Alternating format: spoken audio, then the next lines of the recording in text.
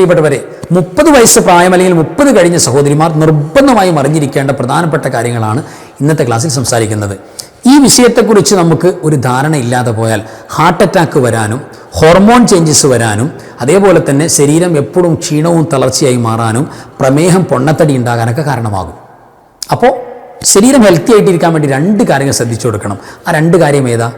തീർച്ചയായിട്ടും 30 വയസ്സ് കഴിഞ്ഞത് മുതൽ സഹോദരിമാരുടെ സ്ത്രീകളുടെ ശരീരത്തിലുണ്ടാകുന്ന വലിയൊരു മാറ്റമുണ്ട്. ആ മാറ്റം എന്താ? ഈ വിഷയങ്ങളുമായി ബന്ധപ്പെട്ടാണ് ഇന്നത്തെ ക്ലാസ്സിൽ നമ്മൾ സംസാരിക്കുന്നത്. അസ്സലാമു അലൈക്കും വറഹ്മത്തുള്ളാഹി വബറകാതുഹു. ബിസ്മില്ലാഹി വൽഹംദുലില്ലാഹി മാഷാ അല്ലാഹ് ലാ ഖുവത ഇല്ലാ ബില്ലാഹ്. അല്ലാഹുമ്മ സ്വല്ലി അലാ സയ്യിദിനാ മുഹമ്മദിൻ വഅലാ ആലി സയ്യിദിനാ മൗലാനാ മുഹമ്മദ്. അല്ലാഹു സുബ്ഹാനഹു വ തആല ഇരുലോക ആഫിയത്തും ബറക്കത്തും നമുക്കെല്ലാം പ്രദാനം ചെയ്യട്ടെ. നമ്മുടെ അൻവാർ എഫ്എച്ചിൻ്റെ കുടുംബം കമൻറ്റിൽ സന്തോഷം പറയുന്ന, ദുആ ചെയ്യാൻ പറയുന്ന എല്ലാവർക്കും അല്ലാഹു ബറക്കത്ത് നൽകട്ടെ. നമ്മുടെ മരിച്ചവർക്ക് അല്ലാഹു ജന്നത്ത് കൊടുക്കട്ടെ.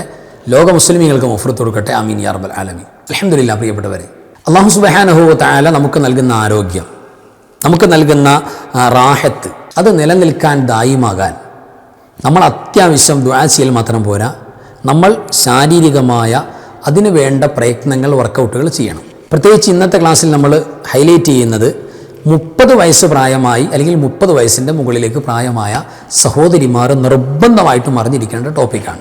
ഈ വിഷയം കൃത്യമായിട്ട് ഒരു അവബോധമില്ലാതെ അറിയാതെ പോയാൽ ഇനി ഭാവിയിൽ ഫ്യൂച്ചറിൽ വരാൻ പോകുന്ന ഹാർട്ട് അറ്റാക്കിന് സാധ്യത കൂടുതലാണ്. അതേപോലെ തന്നെ ഹോർമോൺ ചേഞ്ചസ് വരാൻ കാരണമാകും. അതേപോലെ പ്രമേഹത്തിൻ്റെ പ്രയാസങ്ങളുണ്ടാകും. അമിതവണ്ണത്തിൻ്റെ വയറിൻ്റെ പ്രയാസങ്ങൾ കയറി വരും. അതേപോലെ തന്നെ നമ്മുടെ മസിലിനൊക്കെ ബലം കുറയും. എപ്പോഴും ക്ഷീണവും തളർച്ചയുണ്ടാകും. അതുകൊണ്ട് നിർബന്ധമായിട്ടും 30 വയസ്സ് പ്രായം അതിൻ്റെ അപ്പുറത്തേക്ക് കടന്നിരിക്കുന്ന മുഴുവൻ സഹോദരിമാരും കേൾക്കണം, സഹോദരന്മാരും മനസ്സിലാക്കണം. കാരണം ഇത് നമുക്കും ഇതിൽ കൃത്യമായിട്ട് കാര്യങ്ങൾ പഠിക്കാനുണ്ട്. പ്രത്യേകിച്ച് നമ്മുടെ വൈഫ്, നമ്മുടെ ഭാര്യ, നമ്മുടെ മക്കൾ, നമ്മുടെ ഉമ്മമാർ, അവർക്കൊക്കെ ഷെയർ ചെയ്ത് കൊടുക്കാനും പറഞ്ഞു കൊടുക്കാനും ഉണ്ടാവും. അപ്പോൾ കൃത്യമായിട്ട് ഈ കാര്യത്തെക്കുറിച്ച് നമ്മൾ ഒരു അവബോധം ഉണ്ടാക്കിയെടുത്താൽ നമുക്ക് കൂടുതൽ ഉപകാരപ്പെടും. ഫസ്റ്റ് വൺ നമുക്ക് നോക്കാം. പ്രിയപ്പെട്ടവരെ, 30 വയസ്സ് മുതൽ നമ്മൾ ശ്രദ്ധിക്കേണ്ട, അല്ലെങ്കിൽ അവിടെ മുതൽ അങ്ങോട്ട് മുകളിലേക്ക് ശ്രദ്ധിച്ച് കൈകാര്യം ചെയ്യേണ്ട ഭാഗങ്ങളിൽ ഒന്ന് പ്രധാനപ്പെട്ടത് ഭക്ഷണമാണ്. അവർ ഏത് ഭക്ഷണമാണ് കഴിക്കേണ്ടത് ഹെൽത്തി ആയിട്ടിരിക്കാൻ വേണ്ടി, അതേപോലെ തന്നെ ഏത് ഭക്ഷണമാണ് കഴിക്കാൻ പാടില്ലാത്തത്, ഇതിനെക്കുറിച്ച് ആദ്യം തന്നെ നമുക്ക് എന്ത് ചെയ്യണം? കൃത്യമായിട്ട് ധാരണ വേണം. നല്ല ആരോഗ്യം വേണമെങ്കിൽ പ്രിയപ്പെട്ടവരെ, അത് ആണായാലും പെണ്ണായാലും സ്ത്രീ ആയാലും പുരുഷനായാലും 2 കാര്യം മസ്റ്റാണ്. പ്രത്യേകിച്ച് 30 വയസ്സ് മുതൽ അങ്ങോട്ടുള്ള മുഴുവൻ സഹോദരിമാരും ഇമ്പോർട്ടൻ്റായി മനസ്സിലാക്കണം. 2 കാര്യം നിർബന്ധമാണ്. ഒന്നെന്തെന്നറിയോ? നല്ല ഫുഡാണ്, നല്ല ഭക്ഷണം. നല്ല ഭക്ഷണത്തിൽ നിന്നല്ലാതെ നല്ല ആരോഗ്യം പ്രതീക്ഷിക്കണ്ട. എന്തെങ്കിലും കഴിച്ച് എന്തെങ്കിലും കുടിച്ച് നല്ല ഹെൽത്തി ആയിട്ടിരിക്കാം എന്ന് നമ്മൾ വിചാരിച്ചാൽ മണ്ടത്തരമാണ്. അതിന് എന്ത് വർക്കൗട്ട് ചെയ്തിട്ടും കാര്യമില്ല. ഫുഡ് ക്ലിയർ അല്ലെങ്കിൽ ആരോഗ്യം തകരുമെന്നുള്ള കാര്യം മനസ്സിലാക്കാൻ ഇനി ഒന്നും പഠിക്കേണ്ട, ഏത് യൂണിവേഴ്സിറ്റിയിലും പോയി ചേരേണ്ട, കോമൺ സെൻസ് മതിയല്ലോ നമുക്ക് മനസ്സിലാക്കാമല്ലോ. അപ്പം നല്ല ഫുഡ് നിർബന്ധമാണ്. ഇവിടെ സഹോദരിമാരെ സംബന്ധിച്ചിടത്തോളം ഞാൻ വളരെ അടിവരയിട്ടുകൊണ്ട് പറയാൻ, നല്ല ഫുഡ് വീട്ടിൽ തന്നെ ഉണ്ടാക്കണം. പരമാവധി വീട്ടിലുണ്ടാക്കുന്ന പ്യൂർ ഫുഡ് കഴിക്കാൻ വേണ്ടി സഹോദരിമാർ ശ്രദ്ധിക്കണം. ആ ഭക്ഷണം തന്നെയാണ് ഭർത്താവിനും മക്കൾക്കും കൊടുക്കേണ്ടത്. ഇത് പല ഭർത്താക്കന്മാരും, സാധാരണ നമ്മുടെ സുഹൃത്തുക്കളൊക്കെ പലപ്പോഴും പറയാറുണ്ട്, ഉസ്താദേ വീട്ടിൽ നിന്ന് ഭക്ഷണം കഴിക്കണമെന്നാണ് ഞങ്ങളുടെ ഇഷ്ടം, ഞങ്ങൾ അങ്ങനെയാണ് ചോയ്സ് ചെയ്യുന്നത്. പക്ഷേ ഞങ്ങളുടെ ഭാര്യമാർ, വൈഫ് സമ്മതിക്കില്ല. അവൾ ഒരേ വാശിയാണ്. ആഴ്ചയിൽ 2 പ്രാവശ്യം 3 പ്രാവശ്യമെങ്കിലും പുറത്തുനിന്ന് കഴിക്കണം, അല്ലെങ്കിൽ പുറത്തുനിന്നുള്ള ഫുഡ് ഓർഡർ ചെയ്ത് വരുത്തിക്കുന്ന അവസ്ഥ, അല്ലെങ്കിൽ നിങ്ങൾ വരുമ്പോൾ പാർസൽ വാങ്ങിയിട്ട് വരാൻ പറയും. അങ്ങനെയാണ് സംഭവിക്കുന്നത് ഫാസ്റ്റ് ഫുഡൊക്കെ. അങ്ങനെ അവളുടെ നിർബന്ധമാണ് എന്ന് പറയുന്ന നിസ്സഹായരായ ഭർത്താക്കന്മാരെ കണ്ടിട്ടുണ്ട്. എന്തൊരു വേദനയാണ് പ്രിയപ്പെട്ടവരെ. അത്തരം ഒരു വാശിയും ഒരു അവസ്ഥയും സഹോദരിമാർക്കുണ്ടാകാനേ പാടില്ല. കാരണം അതിലൂടെ തളരുന്നത് നമ്മൾ മാത്രമല്ല, നമ്മുടെ തലമുറ, നമ്മുടെ മക്കൾ കൂടെയാണ്. എന്തിനാ പ്രയാസങ്ങൾ ഉണ്ടാക്കുന്നു? അതുകൊണ്ട് ഈ വിഷയത്തിൽ നമ്മൾ കൃത്യമായ ബോധം ഉണ്ടായിരിക്കണം. ഭർത്താക്കന്മാർക്കും ഈ വിഷയത്തെക്കുറിച്ച് നല്ല ബോധമാണ് പറഞ്ഞു കൊടുക്കേണ്ടത്, അല്ലാതെ അവരെ ഒന്നുകൂടെ പ്രയാസപ്പെടുത്തല്ല. പിന്നെ രണ്ടാമത് ഇമ്പോർട്ടൻ്റ് ആയ ഒരു കാര്യം, വീട്ടിലാണ് കുക്ക് ചെയ്യുന്നത്, വീട്ടിലുണ്ടാക്കുന്ന ഭക്ഷണം. പലരും പറയുന്നുണ്ട് പല ഭക്ഷണം ഉണ്ടാക്കിക്കൊണ്ടുവന്ന് വെച്ചിട്ട് ഇത് ഞങ്ങളുടെ വീട്ടിൽ തന്നെ ഞങ്ങൾ തയ്യാറായി കുക്ക് ചെയ്ത ഭക്ഷണമാണ്, ഹോം മെയ്ഡാണ് ഉസ്താദെ, വാങ്ങിയതല്ല, പാർസൽ വാങ്ങിയതല്ല എന്ന് പറയും. പക്ഷെ ഹോം മെയ്ഡ് ആണെങ്കിൽ പോലും അതിൽ കൃത്രിമമായ പഞ്ചസാരകൾ കൂടുതൽ ആഡ് ചെയ്തിട്ടുള്ള, അല്ലെങ്കിൽ മസാലകൾ കൂടുതൽ ആഡ് ചെയ്തിട്ടുള്ള, വീട്ടിലാണ് ഉണ്ടാക്കുന്നത് പക്ഷേ മസാലകൾ കൃത്രിമമാണ്, അതേപോലെ തന്നെ നമ്മൾ കെമിക്കൽ കൂടുതൽ ആഡ് ചെയ്തിട്ടുള്ള കളറുകൾ ചേർത്തിട്ടുള്ള, പിന്നെ എന്താണ് സംഭവം ഇതിൻ്റെ അതൊന്നും നമുക്കറിയാൻ പാടില്ല, കണ്ടന്റ് അറിയില്ല, പക്ഷേ പാക്കറ്റിൽ വന്നിരിക്കുന്ന ടേസ്റ്റിന് വേണ്ടി ചേർക്കാനുള്ളതാണ്. അങ്ങനെയൊക്കെ ചേർത്തുകൊണ്ട് നമ്മൾ കഴിക്കുന്ന പലപ്പോഴും പ്രിയപ്പെട്ടവരെ ശരീരത്തിന് ആരോഗ്യത്തിന് ഹാനികരമാകുന്ന തരത്തിലുള്ള എണ്ണകൾ അതിൻ്റെ പാചകങ്ങൾ ഇതൊക്കെ നോക്കാതെ ശ്രദ്ധിക്കാതെ യൂസ് ചെയ്തിട്ട് ഹോം മെയ്ഡാന്ന് പറഞ്ഞിട്ട് ഒരു കാര്യമില്ല. അതിൽ നല്ലത് പുറത്തുനിന്ന് കഴിക്കില്ല. കാരണം എന്താ, പണി പോലും എടുക്കണ്ടല്ലോ, പണി അവരെടുത്തോളൂ, കാശ് കൊടുത്താൽ മതിയല്ലോ. അതുകൊണ്ട് ഒരു കാരണവശാലും നല്ല ഹെൽത്തി അല്ലാത്ത ഫുഡ്, നല്ല ഭക്ഷണം അല്ലാത്ത ഒരു ഭക്ഷണം നമ്മുടെ ഉള്ളിൽ ചെല്ലാൻ പാടില്ല.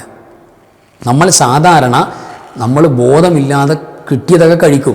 കഴിച്ചിട്ട് അസുഖം വരുമ്പോൾ ഈ ഭക്ഷണം കഴിച്ചതിന് ശേഷം പിന്നെ പരിശോധിക്കാൻ നടക്കും. ഭക്ഷണം കഴിച്ച് പിന്നെ വിസർജ്യമായിട്ട് ആ വിസർജ്യം പരിശോധിക്കും. അതിന് മലമോ മൂത്രമൊക്കെ പരിശോധിച്ച് അതിൽ നിന്ന് രോഗം കണ്ടെത്തുക. ഈ അവസ്ഥ വരാതിരിക്കണമെങ്കിൽ ഇത് ഭക്ഷണമായിട്ട് ഉള്ളിലേക്ക് ഇടുന്നതിന് മുമ്പ്, ശരീരത്തിന് കൊടുക്കുന്നതിന് മുമ്പേ പരിശോധിച്ച് നമ്മൾ മുന്നോട്ട് പോവുക. കൃത്യമായിട്ട് കാര്യങ്ങൾ മനസ്സിലാക്കുക. ആ വിഷയത്തിൽ അവബോധം നിർബന്ധമാണ്. പിന്നെ വീട്ടിൽ ആഹാരം ഉണ്ടാക്കുമ്പോൾ നിർബന്ധമായും ബറക്കത്ത് കേട് വരുന്നൊരവസ്ഥ ഉണ്ടാകാൻ പാടില്ല. ബറക്കത്ത് വേണം. ബിസ്മി കൊണ്ടും സ്വലാത്ത് കൊണ്ടുമാണ് ഭക്ഷണം പാചകം ചെയ്യേണ്ടത്, ഭക്ഷണം വിളമ്പേണ്ടത്. എല്ലാറ്റിലും ഉമ്മമാർ ആ വിഷയത്തിൽ കൂടുതൽ ശ്രദ്ധിച്ചു കൊടുക്കുക. ബിസ്മി ഇല്ലാത്ത ഒരു മേഖല ഉണ്ടാകാൻ പാടില്ല. അടുക്കളയിൽ കയറുമ്പോൾ ബിസ്മി, വെള്ളം എടുക്കുമ്പോൾ കൊടുക്കുമ്പോൾ, പിന്നെ നമ്മൾ പാചകം ചെയ്യുമ്പോൾ എല്ലാ പരിപാടികളിലും ബിസ്മി, കഴിയുമെങ്കിൽ സ്വലാത്ത് ചേർത്ത് കൊടുക്കുക. അപ്പോൾ അത് ബറക്കത്ത്, വല്ലാത്ത ബറക്കത്തുണ്ടാവും. അതേപോലെ തന്നെയാണ് പ്രിയപ്പെട്ടവരെ, അപ്പോൾ നമ്മൾ ഫസ്റ്റ് വൺ മനസ്സിലാക്കിയിരിക്കണം, നല്ല ഫുഡ്. ആരോഗ്യം വേണോ? പ്രത്യേകിച്ച് 30 കഴിഞ്ഞാൽ ശരീരത്തിന് ആരോഗ്യ പ്രശ്നങ്ങളൊക്കെ സ്റ്റാർട്ട് ചെയ്ത് തുടങ്ങും. അതൊന്നും ഉണ്ടാകാതിരിക്കണോ? നല്ല പ്യൂർ ഫുഡ്, നല്ല ഫുഡ് കഴിക്കാം. അത് വീട്ടിൽ തന്നെ കെമിക്കലുകൾ കൂടുതൽ ചേർക്കാത്ത, ടേസ്റ്റിന് വേണ്ടിയിട്ട് മറ്റു കലാപരിപാടികളൊന്നും ചെയ്യാത്ത നല്ല ഫുഡ്, നല്ല ടേസ്റ്റിൽ ഭക്ഷണം ഉണ്ടാക്കാൻ പറ്റും. ഒരു കൃത്രിമവും വേണ്ട. അത് ബിസ്മി ചൊല്ലി സ്വലാത്ത് ചൊല്ലിയിട്ട് ഉണ്ടാക്കിയാൽ മതി. നല്ല നെയ്യത്തോടെ. ആരോഗ്യം വേണം, എൻ്റെ കുടുംബത്തിന് കൊടുക്കണം, മക്കൾക്ക് ഭർത്താവിന് കൊടുക്കണം. നല്ല ഇഷ്ടത്തോടെ ഉണ്ടാക്കി നോക്കി, എന്താ ടേസ്റ്റ്. അതോളം വരുമോ നമ്മുടെ പുറത്തുള്ള ഭക്ഷണം? ഇല്ല. അപ്പോൾ തീർച്ചയായിട്ടും പ്രിയപ്പെട്ടവരെ, നമ്മൾ നല്ല ടേസ്റ്റുള്ള വീട്ടിൽ തന്നെ കുക്ക് ചെയ്ത് നല്ല ആഹാരം കഴിക്കുക, നല്ല ഭക്ഷണം കഴിക്കുക. രണ്ടാമത്തെ ഒരു കാര്യം എന്താണെന്നറിയോ? ആരോഗ്യത്തിൻ്റെ അടിസ്ഥാന കാര്യം വർക്കൗട്ട് ചെയ്യലാണ്. അതായത് വ്യായാമമാണ്. അപ്പോൾ സഹോദരിമാർ പറയും, ഞങ്ങൾ വീട്ടിൽ ഓടി നടക്കുന്നുണ്ട്, ഞങ്ങൾ വീട് വൃത്തിയാക്കുന്നുണ്ട്, ഞങ്ങൾ മക്കളെ പോറ്റുന്നുണ്ട്, അതിലൊക്കെ ഞങ്ങൾ വർക്കൗട്ട് ചെയ്തുകൊണ്ടിരിക്കല്ലേ ഉസ്താദ്, പിന്നെന്തിനാ വ്യായാമം ഇല്ലേ? ഇത് കേവല വ്യായാമം പോരാ. സാധാരണഗതിയിൽ പറഞ്ഞാൽ തന്നെ കൂടുതൽ ഹാർട്ട് റേറ്റ് കൂടുന്ന വ്യായാമങ്ങളാണ് ശരീരത്തിൽ. നടക്കുകയാണെങ്കിൽ ചുമ്മാ അങ്ങനെ നടക്കല്ല, വേഗത്തിൽ നടക്കുന്നൊരവസ്ഥ. അങ്ങനെയാണ് വ്യായാമത്തിൻ്റെ, അല്ലെങ്കിൽ നമ്മൾ ആ പണിയെടുക്കുന്നതിൻ്റെ ഫലം കാണുള്ളൂ. ഇപ്പോൾ ഏതായിരുന്നാലും നമ്മൾ പറഞ്ഞു വരുന്ന ആ ഒരു മാറ്ററല്ല. നമ്മൾ ചെയ്യേണ്ടത് എന്താണെന്നറിയോ? നമ്മുടെ സഹോദരിമാരെ സംബന്ധിച്ചിടത്തോളം 30 വയസ്സായി, അല്ലെങ്കിൽ 30 മുതൽ തുടങ്ങി 30 മുതൽ മുകളിലേക്ക് വയസ്സ് വന്നവരെ സംബന്ധിച്ചിടത്തോളം നിർബന്ധമായും നമ്മുടെ മസിൽ ഹെൽത്തി ആയിരിക്കണം. നമ്മുടെ മസിലുകൾ നല്ല ആരോഗ്യമുള്ളതായിരിക്കണം. അല്ലെങ്കിൽ പ്രിയപ്പെട്ടവരെ, തീർച്ചയായിട്ടും നമുക്ക് പ്രശ്നങ്ങളുണ്ടാകും. 30 വയസ്സ് കഴിഞ്ഞത് മുതൽ ഓരോ വർഷവും 1%, 1% നമ്മുടെ മസിൽ കുറഞ്ഞുകൊണ്ടിരിക്കുക. 30 മുതൽ ശ്രദ്ധിക്കേണ്ട ഒരു കാര്യമാണ്. മസിൽ ഓരോ വർഷവും 1% വെച്ച് കുറഞ്ഞുകൊണ്ടിരിക്കും. അപ്പോൾ കൃത്യമായിട്ട് നമ്മൾ അതിന് മസിൽ വർക്കൗട്ടുകൾ ചെയ്യണം, വ്യായാമങ്ങൾ ചെയ്യണം. 50 കഴിഞ്ഞാൽ ഈസ്ട്രജൻ ഹോർമോൺ തീരെ ഉൽപ്പാദിപ്പിക്കപ്പെടാത്ത അവസ്ഥയുണ്ടാവും, തീരെ പൂർണ്ണമായിട്ട് ഇല്ലാതെയാകും. അതുകൊണ്ട് തന്നെ ഹാർട്ട് അറ്റാക്ക് വരാനും, വണ്ണം ശരീരത്തിന് കൂടാനും, വയറിനും മറ്റു ശരീരത്തിൻ്റെ പല ഭാഗത്തും കൊഴുപ്പുകൾ, കൂടുതൽ ഫാറ്റുകൾ അടിഞ്ഞുകൂടാനും കാരണമാകും. അതൊക്കെ മനസ്സിലാക്കി വെക്കുക. ഹോർമോൺ ചേഞ്ചസ് വന്നിട്ട് പ്രയാസം ഉണ്ടാകും. അപ്പോൾ എപ്പോഴും ക്ഷീണവും തളർച്ച, സ്റ്റെപ്പ് കയറാൻ പറ്റുന്നില്ല, ഇറങ്ങാൻ പറ്റുന്നില്ല, മുകളിലേക്ക് അടിച്ചു വരാനായിട്ട് പോകാൻ പറ്റുന്നില്ല, ഇരുന്നിട്ട് എഴുന്നേൽക്കുമ്പോൾ എന്തോ പ്രയാസം പോലെ, വല്ലാത്ത പ്രയാസം.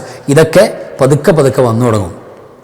അപ്പോൾ ആ ഒരു അവസ്ഥ ഇല്ലാതിരിക്കാൻ വേണ്ടി നമ്മുടെ മസിൽ നല്ല സ്ട്രെങ്ത് ആവണം. അത് കൃത്യമായിട്ട് നമ്മൾ അത് വർക്കൗട്ട് ചെയ്താൽ, അതിനുള്ള വ്യായാമങ്ങൾ കൊടുത്താൽ തീർച്ചയായിട്ടും നമുക്ക് ഗുണങ്ങൾ ചെയ്യും. അതിനുള്ള വ്യായാമം എന്ന് പറഞ്ഞാൽ വെയിറ്റ് എടുക്കലാണ്. വെയിറ്റ് എടുക്കുക, ഭാരം എടുക്കുക. നമ്മുടെ ശരീരത്തിൻ്റെ, ഇപ്പോൾ പഴയ കാലത്തൊക്കെ സ്ത്രീകളെ സംബന്ധിച്ചിടത്തോളം അവർ പിന്നെ വെള്ളം കോരുന്ന അവസ്ഥ, അത്യാവശ്യം മസിൽ എപ്പോഴും വർക്ക് ചെയ്തുകൊണ്ടിരിക്കുക. കാരണം ഓരോ ആവശ്യങ്ങൾക്കും വെള്ളം കോരുന്ന അവസ്ഥ. ഇന്ന് ആ വെള്ളം കോരുന്ന അവസ്ഥയില്ല.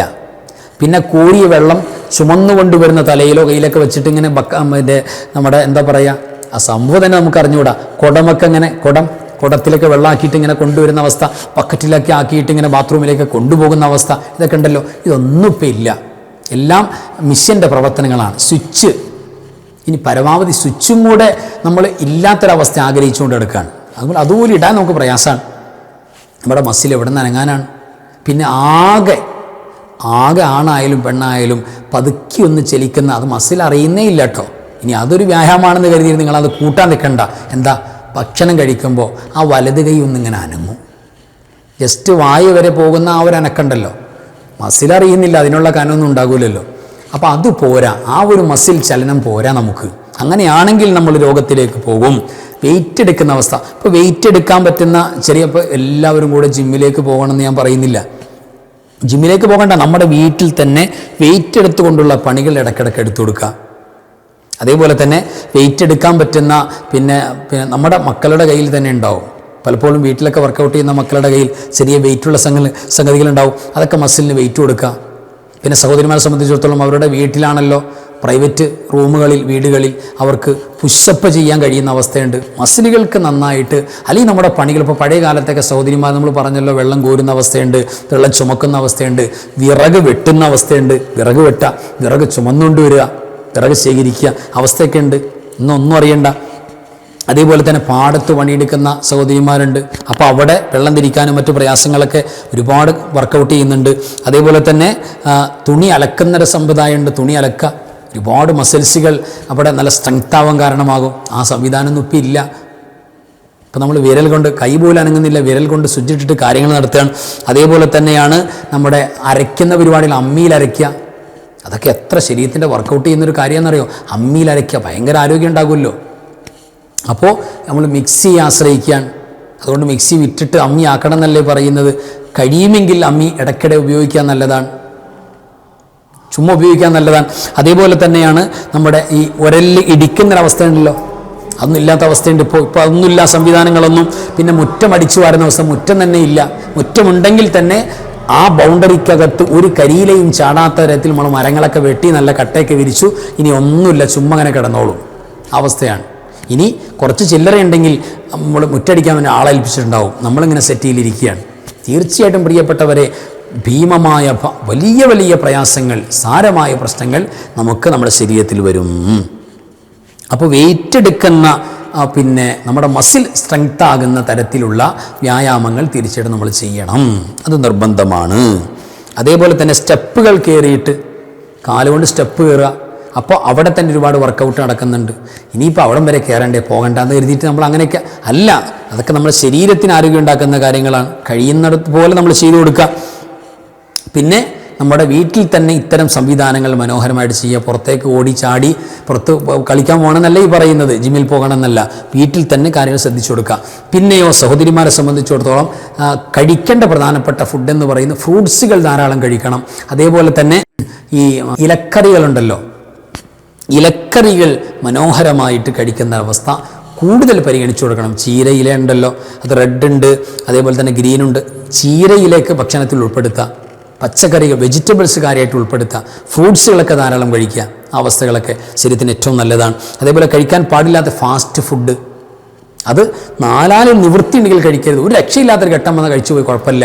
പക്ഷേ അതിങ്ങനെ ഡെയിലി ഓർഡർ ചെയ്യുന്ന, ഒന്നരാടം ഓർഡർ ചെയ്യുക, അല്ലെങ്കിൽ ഭർത്താവിനോട് വാങ്ങിക്കൊണ്ടുവരാൻ പറയുക. അങ്ങനെ ഒരു ഫാസ്റ്റ് ഫുഡിൻ്റെ അടിമയായിട്ട് നമ്മുടെ അടുക്കളകൾ, നമ്മുടെ വീടുകൾ, തീന്മേശകൾ മാറിയാൽ എഴുതി വച്ചോളൂ. പിന്നെ നമ്മൾ ആരും സഹായിക്കാനില്ലാത്ത ഒരു കിടപ്പ് കിടക്കേണ്ട അവസ്ഥയുണ്ട്. അപ്പോൾ ഇങ്ങനെ കിടന്ന് ചിന്തിക്കും, പടച്ചോനെ അന്ന് നല്ല ഫുഡ് കഴിക്കായിരുന്നു, അന്ന് വർക്കൗട്ട് ചെയ്യായിരുന്നു, ചുമ്മാ വീട്ടിലിരിക്കുകയാണ്, ഒരു വാടകയും കൊടുക്കണ്ടായിരുന്നു, നല്ല ഫുഡ് കഴിച്ച് നല്ല വ്യായാമമൊക്കെ ചെയ്ത് റാഹത്താകായിരുന്നു എന്ന് കിടന്ന കിടപ്പിൽ ഓർക്കുന്നൊരവസ്ഥയുണ്ട്. ആ ഒരവസ്ഥ ഉണ്ടാകരുത്, നമ്മളായിട്ട് ഉണ്ടാക്കരുത്. അള്ളാൻ്റെ പരീക്ഷണം പിന്നെ നമ്മൾ ദ്വാരക്കാം അത്തരം പരീക്ഷണങ്ങളില്ലാതെ. അപ്പോൾ തീർച്ചയായിട്ടും 30 വയസ്സ് പ്രായമായ 30 കഴിഞ്ഞ സഹോദരിമാർ നിർബന്ധമായിട്ടും അറിഞ്ഞിരിക്കേണ്ട പ്രധാനപ്പെട്ട മാറ്ററാണ് പറഞ്ഞിട്ടുള്ളത്. ഇത് ശ്രദ്ധിക്കാതെ പോയാൽ വലിയ പ്രശ്നങ്ങൾ, നേരത്തെ പറഞ്ഞ ഹാർട്ട് അറ്റാക്ക് പോലുള്ള പ്രശ്നങ്ങൾ വരെ ഉണ്ടാകും. ശരീരത്തിന് പിന്നെ പ്രമേഹമുണ്ടാകുന്ന അല്ലെങ്കിൽ കൊഴുപ്പടിഞ്ഞു കൂടിയിട്ടുണ്ടാകുന്ന പ്രയാസങ്ങളൊക്കെ നേരിടേണ്ടി വരും. ഈ പ്രയാസങ്ങളൊന്നും ഇല്ലാതിരിക്കാൻ വേണ്ടി ശ്രദ്ധിച്ചു കൊടുക്കുക. പിന്നെ ആഴ്ചയിൽ തിങ്കളാഴ്ചയോ വ്യാഴാഴ്ചയോ 2 ദിവസം കഴിയുമെങ്കിൽ ഞാൻ പറയുന്നില്ല, ഏതെങ്കിലും ഒരു ദിവസം മിനിമം തിങ്കളാഴ്ചയെങ്കിലും നമ്മൾ മാക്സിമം നോമ്പുകാരാകാൻ ശ്രമിച്ചാൽ ഒരാഴ്ചത്തെ മുഴുവൻ പ്രശ്നങ്ങൾ ആ നോമ്പ് തന്നെ പരിഹരിച്ചു തരും. അങ്ങനെ നമ്മൾ സന്തോഷത്തോടെ മനസ്സിനും ശരീരത്തിനും ആരോഗ്യം ഉണ്ടാക്കിയെടുക്കുക. ഓർക്കുക, ക്ലാസ് കേൾക്കുക. ഈ ക്ലാസ് ഒരുപാട് സഹോദരിമാർക്ക് അയച്ചു കൊടുക്കുക, സഹോദരന്മാർക്ക് മനസ്സിലാക്കി വെക്കുക, ഭാര്യമാർക്ക് പറഞ്ഞു കൊടുക്കുക. അല്ലാഹു സഹായിക്കട്ടെ. ആമീൻ യാ റബ്ബൽ ആലമീൻ. പ്രിയപ്പെട്ടവരെ, ഒരു കാര്യം നിങ്ങളോട് വളരെ പ്രധാനപ്പെട്ട ഓർമ്മപ്പെടുത്താനുണ്ട്. നമ്മുടെ ശരീരം എന്നെന്നും ആരോഗ്യത്തോടെ നിലനിൽക്കാൻ, രോഗങ്ങളില്ലാതെ ജീവിക്കാൻ, നമുക്കും നമ്മുടെ മക്കൾക്കും നല്ല ബുദ്ധിയും തൻ്റെ ഇടവും നല്ല സാമർഥ്യം ഉണ്ടാകാൻ നിർബന്ധമായും നമ്മൾ ഡെയിലി കഴിച്ചിരിക്കേണ്ട ഒരു ഫുഡാണ് ഹണി, തേൻ എന്ന് പറയുന്നത്. അത് അമൃതാണ്, നമുക്കൊക്കെ അറിയാം. അത് ഡെയിലി എല്ലാ ദിവസവും രാവിലെ ഇളം ചൂടുവെള്ളത്തിൽ വെറും വയറ്റിൽ 1 ടീസ്പൂൺ തേൻ ചേർത്ത് നമ്മൾ കഴിച്ചാൽ, അത് പതിവാക്കിയാൽ ഹോസ്പിറ്റലുമായി എന്നേക്കുമായി ഇവിടെ പറയാം. രോഗങ്ങളില്ലാതെ ജീവിക്കാം, ആരോഗ്യമുണ്ടാക്കാം. ആ ഒരു ശൈലി നമുക്ക് നേടിയെടുക്കാൻ വേണ്ടി നല്ല പ്യൂർ ഹണി, അതായത് പ്രോസസ്സ് ചെയ്യാത്ത, ചൂടാക്കാത്ത, കെമിക്കൽ ആഡ് ചെയ്യാത്ത, 100% വിശ്വസിക്കാൻ പറ്റുന്ന പച്ചയായ തേൻ നമ്മുടെ കരങ്ങളിലേക്ക് എത്താനുള്ള സംവിധാനം കഫാക്ക് ഹണി എന്ന് പറയുന്ന നാച്ചുറൽ ഹണിയുടെ ഒരു സംവിധാനം ഒരുക്കിയിട്ടുണ്ട്. ഒരുപാട് പേർ അറിഞ്ഞിട്ടുണ്ട്, ഒരുപാട് പേര് തേൻ വരുത്തിച്ചുകൊണ്ടിരിക്കുന്നുണ്ട്.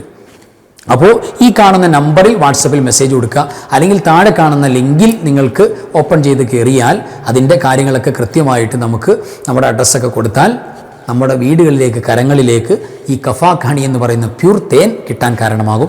മാക്സിമം എല്ലാവരും ഉപയോഗപ്പെടുത്തുക.